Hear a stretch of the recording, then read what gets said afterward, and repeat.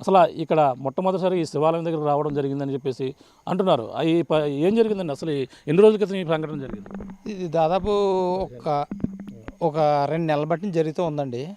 ఇది ఇక్కడ ఏంటంటే కొన్ని గుత్త నిధులు ఉన్నాయనేసి జనాల్లో ఆళ్ళలో కొద్దిగా ఆందోళన కలిగి కొంతమంది దీనికి ఒక ప్లానింగ్గా చేసి ఉంటారు.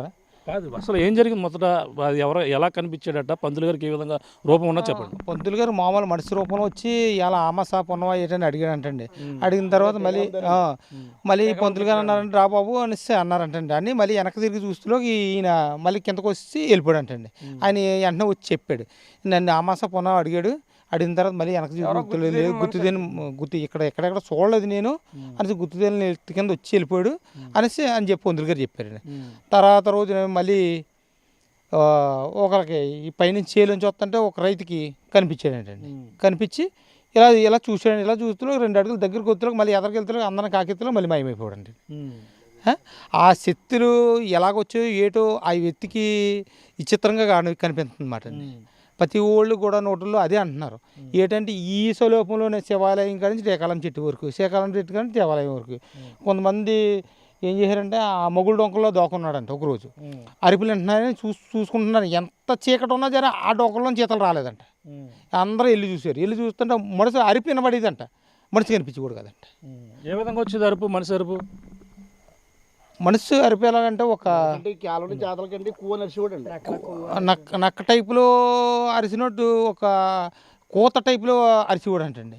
ఆ అరిసి మనసు దగ్గరికి వెళ్తూ వీళ్ళందరూ దగ్గరికి వెళ్తే ఎక్కడ అరిసి చేయడం చూస్తున్నా మనసు కనిపించకూడదు కదండి. బ్యాట్లైట్ నుంచి కనిపించకూడదు కదండి. మళ్ళీ కొద్దిసేపు అయిన తర్వాత మళ్ళీ వెళ్ళి చూసేవారండి. అలాగే చాలా కర్రలో గట్ట పెట్టుకుని చాలామంది వీళ్ళకి ఈ తుప్పల్లో ఇందులో ఇంకా ఎక్కువగా డొంకలో ఈ మధ్య కొట్టించారు. ఇవన్నీ చాలా ఇదిగా ఉండేది, భయంకరంగా ఉండేది మాట. అది ఎవరికి వాళ్ళు ఆందోళన పడిపోయి అది ఎలాగందంటే అది ఉన్న పిల్లలు వీళ్ళందరూ మీడియా వాళ్ళు ఈ సెల్ ఫోన్ల ద్వారా ఒక క్రెడిట్ చేసి ఇది ఈడు ఎలాగున్నాడు ఈడు ఎలాగున్నాడు అని 2-3 ఫోటోలు తీసి పెడితే ఈ జనాల భయభ్రాంతులు పడిపోయారు. ఎవరికి వాళ్ళు అల్లిపోతుంట ఇది ఈ మీడియాలో ఈ దెయ్యం ఇలాగుంది ఈ దెయ్యం ఇలాగుందని. కానీ ఫోటో ఏంటంటే దెయ్యం అది అవన్నీ అప్పిపోతలు ఏంటంటే ఉంది. ఒక గాలి చెత్త ఉండదు. అమ్మవారు ఉన్నారు, మాకు టీకాల అమ్మవారు ఉన్నారు, అతల భువనేశ్వరి అమ్మవారు ఉన్నారు. ఈ 3 ఆటల్లో మధ్యరంగా ఉన్నారంటే ఇక్కడ ఏదో రకమైన విధానం జరుగుతుంది కాబట్టి ఉన్నారు వాళ్ళు. ఇది బయటికి వెళ్ళినా కావదు. ఇలాంటి శక్తులను కూడా ఆడు మంత్రగించి శక్తులను కూడా ఆఫ్ చేసాడంటే ఎంత గట్టిగా బంధించాడో అది కనుక్కోవాలి. పూర్తిగా అది కనుక్కోకుండా లేదా ఇలా జరిగింది ఇలా నక్కలు తిన్న ఇది తిన్నారా అది అప్పుపోతుంది. ఇది ఎంతలో క్షుద్ర పూజలు చేస్తున్న ముగ్గులు కనిపించడం, ఇంటి వద్ద మిరపకాయలు కురుకుమ ఇవన్నీ కనబడుతున్నాయి కదా. అది 4-5 చోట్ల ముగ్గులు పెడతాం, నిమ్మకాయలు చల్లుతూ ఎండుమిరకాయలు చల్లుతూ అలా చేసి శివాలయం గుడి ముందు ఒకసారి అయింది. ఈ ఎదరా ఇక్కడ శుద్ర పూజలు మాత్రం జరిగాయి. ఇక్కడ పూజలు ఎందుకో జరిగాయి ఏటి అన్నదని ఆ విధానం లోతుగా వెళ్ళి చూడాలి. ప్రతి వాళ్ళు ఏదో చెప్పేస్తారు, ఏదో అనుకుంటారు. అదేం కాదు. ఇది పూర్వం 500 సంవత్సరాల క్రితం ఇక్కడ రాజులు పరిపాలించేవారు. చాలామందికి ఈ దబకాల్లో చిన్న కాయిన్లు దొరుకుతుంది, నాణ్యాలు కొండలో మీరు ఇలుగుండగా వస్తే మీరు చూస్తారో అటువంటిది. ఇది రాజులు పరిపాలించింది కాండ్రకోట. ఈ ఊరు కోట. ఇది శివాలయం కూడా రాజులు కట్టిన టైంలోనే శివాలయం. నూకలమ్మవారు అంతే. అంటే టీకలమ్మవారు అయితే వెనకాల వచ్చారు కానీ వీళ్ళు అప్పటి నుంచి ఉన్నది.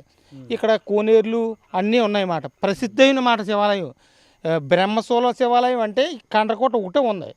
దాక్షారామం ఉంది, శివాలయం ఉంది. బ్రహ్మసూత్ర శివాలయం.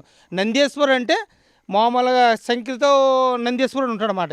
ఈ శివాలయంలో ఎందుకు గ్రామస్తులందరూ కూడా ఎందుకు భయపడుతున్నారు అంటే ఇక్కడ ఎంతమంది దైవశక్తి ఉంది, దేవుళ్ళు ఉన్నారు, నూకలంతలు ఉంది, శివుడు ఉన్నారు, ఎందుకు అందరూ భయపడుతున్నారు? ఆడి కోసం ఎందుకు అంతలా ఇదవుతుంది? ఇది ఏంటంటే అండి, ఇది పూర్వం నుంచి ఉన్నది కాబట్టి రాజులు పరిపాలించింది కాబట్టి ఇది ఏంటంటే ఇది ఇప్పుడు అది గతంలో ఒక 5-6 సంవత్సరాల బ్యాక్ కూడా దీని చుట్టూ తిరుగుతూ కొంతమంది దుష్టులు ఉంటారు కదా, అలాగా ఈ కింద మామూలుగా గుత్త నిధులు ఉన్నాయన్నా కన్నడ ఉపపోతకి వీళ్ళు నమ్మి ఇది రకంగా వీళ్ళ కొద్దిగా మంది దాన్ని చూసుకుని వీళ్ళని విధానం చేసి పలానా దిక్కుని ఇది ఉంది అది ఉంది అనేసి వీళ్ళ బయట వాళ్ళు కొంత కాంటాక్ట్ చేసుకుని దీనికి ఇక్కడ ఏంటంటే గుత్త నిధులు తీయడానికి పూర్వం రాజులు దాచింది ఏదైనా తీయాలంటే వాళ్ళు దానికి ఏదో బలి రూపంలోను లేకపోతే జలాబంధం ఇప్పుడు మనం